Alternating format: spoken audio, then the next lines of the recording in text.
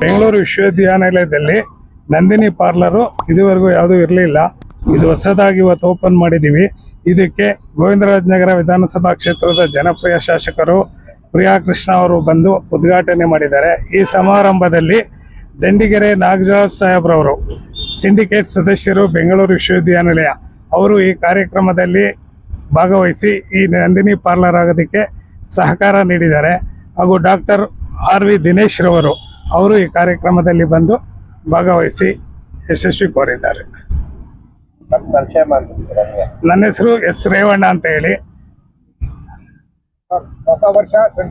ಹೊಸ ವರ್ಷದ ಸಂಕ್ರಾಂತಿ ಹಬ್ಬದ ಎಲ್ಲ ನಂದಿನಿ ಗ್ರಾಹಕರುಗಳಿಗೂ ಹಾಗೂ ವಿಶ್ವವಿದ್ಯಾನಿಲಯದ ವಿದ್ಯಾರ್ಥಿಗಳಿಗೂ ನೌಕರ ಬಾಂಧವರಿಗೂ ಶುಭಾಶಯಗಳು.